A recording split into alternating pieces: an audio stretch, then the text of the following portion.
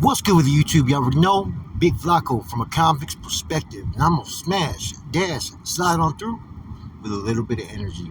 Please hit the like, subscribe, comment, do all those things to help support this channel, and hit that bell notification for future viral content. And as you can tell by the title and thumbnail, I'm going to talk about how the NF lost its stronghold in certain areas of Southern California, and in turn gave birth to the Nortenos around that same time period. Okay, I was watching Dub's video, and he was talking about, his experience with Santa Barbara, Santa Bruta, and about how, there's different people who represented different things and different people got hurt.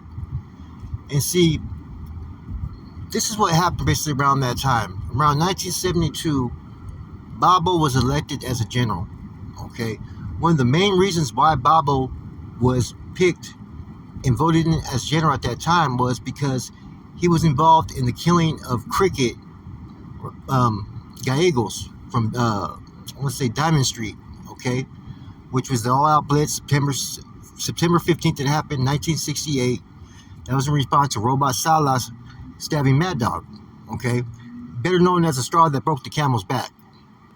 A lot of people got into the NF based upon the fact that they were involved and friends with Babo.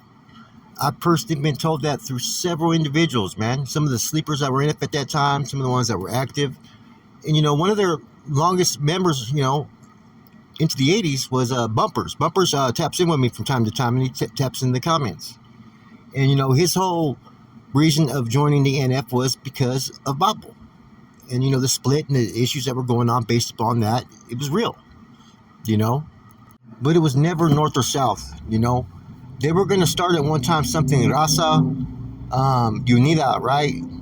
In response to the newly organized Southsiders at one time, because Babo had a vision that they wanted to still be able to recruit from Southern California. Now, Chiquez, Oxnard, and all those areas too had a lot of NF members. I can give you guys a list of several on the roster at that time. I could sit there and at least there was around 30 to 40 members in that whole county that were actually active NF members, probably more, okay, than you had Chino. By the 1980s, the NF pretty much at that time no longer really had any NF members that were active on the street from Chino. And that had a lot to do with how they lost their foothold at that time, right? But plus the stuff that was going on in prison at that time. Now, everybody knows about the civil war with the NF between basically Babo, right, against Black Bob. Now, Death Row Joe pretty much fell off, man. He was doing a lot of stuff at that time that pretty much put him at odds with everybody else. And one of the things that he had done is not only had he flipped on the organization, but he had robbed the banks, as well as he was asking for contributions outside of what the regiments were getting. It's crazy how I could talk to people that were from Southern California, right? Familianos. And see, they have the same attitude that Dubs had when he was younger as far as about the North and whatnot. Their attitude was like that, was towards the MA. Now, I was watching Dub's video, and he mentions how a lot of the dudes that started the NF were from Southern California. That's absolutely true. Okay, they were all started from Southern California, many from small barrios in small areas outside of the Los Angeles area. They were not originally from LA, most of them. They were actually from small areas out on the outskirts. Okay, because the MA their recruitment at that time was a lot of people from the big cities, right, or the main killers. You had dudes that were from Sacramento, San Francisco that were recruited into the MA at that time. Okay, now, as all this is transpiring, right, when Babo became elected general, okay, that opened doors for other people from Santa Barbara, and then you had Death Row Joe. They became basically the primary pushers of the NF into the mob activities in the 70s. Was those two men right there. Okay, Chino, a lot of people from Chino Centers started to play a role in it as well. Okay, but slowly you started to have a lot of NF that were being recruited primarily from up north because they were rural areas. Okay, the first person to be recruited into the NF from up north was actually Black Bob. Then I want to say there was a Peanut from Stockton that came through as well. And that's when you started to have people like Bo and Fig and all these individuals. Perico, MC, Bilo, all kinds of different individuals started to come from up north and started to make waves, and slowly but surely, as you guys know, against Babo and Death Row Joe, and Death Row Joe ended up turning state's evidence, and where they were all spread out, and that's when the charges of impeachment were brought forth against Babo. Okay, and that really took hold and changed the whole element of what was going on within the NF. And so you have all these Black Bob supporters, and you have all the old timers, right? A lot of the old timers just fell out of favor. They stepped on back. It wasn't worth it to them no more. But in that Civil War from 1980 to 81, maybe 82, you had several individuals that were not NF, that were Nortenos, that started to involve themselves in that war. So as Babo and Death Row Joe, right, and a lot of those followers fell off at wayside, they still maintained a few of these individuals, but there was a really, like I said, big power struggle going on that a lot of members fell off at that time. People that made it through from Santa Barbara at that time was basically Manos. Manos kept going to about 1997 or 99. Then he finally dropped out. You had several people from Chino that kept it going for a while. What's his name? Was a general. You know what I'm saying? Chente, Orojo. Then you had DC. But these were individuals that were already doing life. They didn't not have the same reach out to the streets, nor did people like Pinky from Pomona and whatnot. So, as at one time you had a lot of NF members from down south, and they had presence out there in the streets. That whole Civil War was basically almost like a North versus South war as far as within the NF, because the main individuals were from Santa Barbara or were from Chiquez and all that, and they fell out of favor with the new leadership. If Babo and Death Row Joe would have never got indicted, there's a good chance you would still have a lot more NF members in Southern California. But as they got indicted, as they got impeached, as one of them fucking flipped, they lost a lot of their manpower. A lot of people walked away based upon that. And as you had Southern California pushing this new Southern United Raza thing, right, or Southside government, right, or Southern government, you started to have the Nortenos giving birth in the bonds and formats, and that was signed off by base. I said the North-South, right, the division started early, right, but it became basically full-blown sometime in the 80s, to where there was total separation. The NF had completely lost control of every regiment that they, or chapter they had down south, because they used to use the word chapter, they used to use the word colonia before they used the word regiment, and they lost those strongholds down south. Therefore, the MA pretty much came in like a vacuum cleaner and pretty much fucking, sucked everybody in. And now everybody down that way pretty much conformed to being under Mexican Mafia leadership. Now, there's dudes that I've talked to from, like I said, Santa Bruta and down south that really had a distaste towards the Mexican Mafia. Like I said, a lot of this stuff that people talk about and hear about, those are those person's stories or their truth or who they decided to align with. You had some people from Santa Barbara and other areas that, they wanted to align with the MA, the Mexican Mafia. You had a lot that aligned with the NF, and then you had a lot that just wanted to maintain neutral. But by the time the MA pretty much regained full control of those territories, they all basically had to follow under the Southside flag. There was also a lot of individuals that back in those days didn't play no sides, right?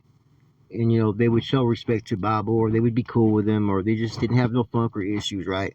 But once Babo was deemed, pretty much, then that's when all the hate came and all the hostilities towards him from other people, because Babo was a beast. Babo was with it, him and his brothers, and a lot of the other members that were from the NF, that were from Santa Barbara, all men that were definitely with it. But a lot of them, like I said, followed Babo into the NF because they were friends. And that's why Santa Barbara or Santa Bruta at that time had a lot of NF members. I don't know if there was any MA members at that time.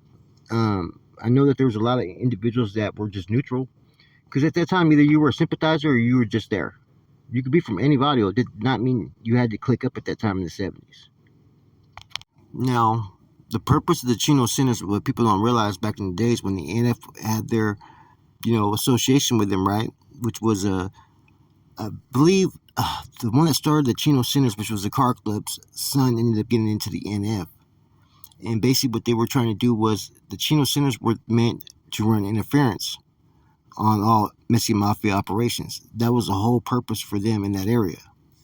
I think the Mexican Mafia basically creating the Sureños and having them adopt the 13 was a very smart move with all the barrios, because that way, whether they had any type of direct link to those barrios or areas in Southern California, they now had them under their control. When they hit the joint, they had to fall and file. Because before, you were basically either a member of these organizations or a sympathizer or just regular raza. You didn't have to, fall under anybody's bandera. But this right here, like I said, when Babo and Death Row Joe, they pretty much, bam, the Sioux started to push really hard as far as that agenda. And at the same time, the NF was involved in its own civil war.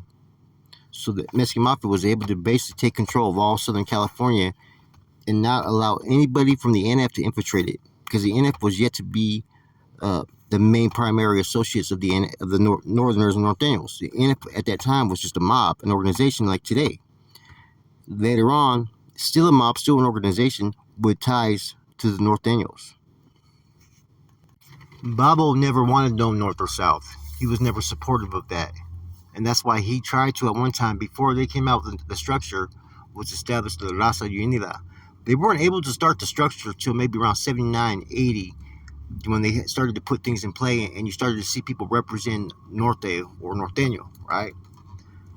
That's when everything started to go a different direction. And see, people think that just the North just became, okay, here's the Norteños, and the NF just automatically lost everything from Southern California. No, those indictments had a huge role. And there were still NF that were, from Southern California, even in the 80s, right, that would parole. And a lot of times they were to relocate based upon the fact that it was really hard for them to establish anything in Southern California. Or a lot of them were supposed to go undercover, try to establish an undercover regiment, or a lot of them just fucking disappeared. They didn't want to be part of it no more. But like I said, there's always things that happen for a reason, and I liked this video. It was pretty good, and that was pretty much presented through what he's been told through certain individuals, and a lot of those were the ones that became Southsiders or fell under the Southside bandana afterwards. So of course they're going to be, a difference of opinion of what they feel about Babo and his group. But Babo also had a lot of love in that town. Babo ran that town. Let's not get mistaken. He had everyone from drug dealers to other people that were pretty much fucking, under his wing. But there was also a lot of those that were playing both sides at the time. I've heard a lot of different stories of what was going on. At the end of the day, Babo ended up moving, of course, and he ended up losing control of the organization, because it was basically his and Death Row Joe's organization. Any way you looked at it, they were the ones that were pushing that line for the NF. They were the ones that changed it into a mob organization, was those individuals right there. And that's why they had a lot of recruitments from those said areas. Once they fell off, there was no longer any pool. Everyone else fell off as well. A lot of those areas were not a concern of the Mexican Mafia, right? Until they seen that the power of people like fucking Babo started to get and Death Row Joe. Then it became an issue. Then it became something that they had to look into and take over. The thing is once the North and South split took full force, right? You had individuals that still sympathizers to the Mexican Mafia. And you also had individuals that were from down south that were actually still sympathizers to the NF. But now you had this Norte-Sur because it became confusing for a lot of individuals. If you're naturally aligned one way and sympathize one way, you're always going to believe in that. And you're always going to have a different perspective from what you went through because you associated with these guys. Now, the NF did have members in LA, right? But a lot of them didn't last long as far as when they were even out there on the streets. Like I said, a few of them got killed out there in the calles when there was conflict out there. And, there's also a lot of killings that also happened between the MA and NF out there in the streets that nobody knows about. People also forget that Crackers, Vindiola, and the Vindiola family, they're originally from San Bernardino and San Fernando Valley, those areas. They actually migrated to Fresno. They're not originally from up north or even Central Valley. They're originally from down south. Yeah, so Dubs did a pretty good video. I figured I could elaborate on a few different areas, especially from the NF side, and especially knowing members that are from Santa Barbara or former members from Santa Barbara, and you know, different things happened at that time. Um, being that he became a South Side Sureño, right? Um, Dubs is understands always going to come from those that align basically with his beliefs. People that from older generations that were MA associates or sympathizers. And it's just like me, when I tap into, former NF members and associates and sympathizers, they're all going to have a different perspective of how they've seen things or what they went through. At the end of the day, it is an important part of California prison history. Um, but that's basically how they lost control. But the reasons why they became such, known, figures in the system, and those areas became known to be NF hotbeds was because the leadership in the NF was from those areas. Bear in mind, before Babo became a NF member, there was some that didn't want to recruit him because they said he wasn't Mexican. Because, at first it was Nuestra Familia Mexicana, right? They dropped the Mexicana because of individuals like Babo, right? And sometimes they used to call it the New Family. That was another name that you would hear commonly used in reference to the Nuestra Familia. The bottom line, if you look at each one of these men that were raised in this era in the system, these guys were all convicts. They were all prison convicts, man. You know what I'm saying? They had their vices, they had their character defects and whatnot. But at the end of the day, they were basically fucking mob figures. They were all criminal organization based men with those agendas. And it's a trip how much influence that they had in different areas, whether you were NF or MA. Like I said, where we are today, as far as looking at things, amongst the North and South, and NF and MA, could have only happened if these events happened. Like I said, if Babo and Death Row Joe weren't pushed out, we may have never had a North or South. I strongly believe that. We may have never had a North or South because Black Bob is actually the one that signed off on pushing that agenda. And the focus on the manpower from up north and the regiments up north became more of a focus as opposed to what they had down south. And I think that's because the NF knew that with LA and surrounding areas already being basically strongly established by the Mexican Mafia, they weren't going to be able to really set up shop no more down south. It just wasn't going to happen. And on the thumbnail and picture that you see right there on the left is Bumpers, Danny Moore from Santa Bruta. And on the far right, Mafia de Santa Barbara. Both individuals were NF members from Santa Barbara. The dude in the middle, Rocky, he's from Santa Barbara as well. I don't believe he was an NF member. Mafia was from the east side. I don't know what side Danny was from, right? But like I said, there was a lot more individuals from the NF from Santa Barbara than people realize. With that said, your boy Flacco, I'm gone.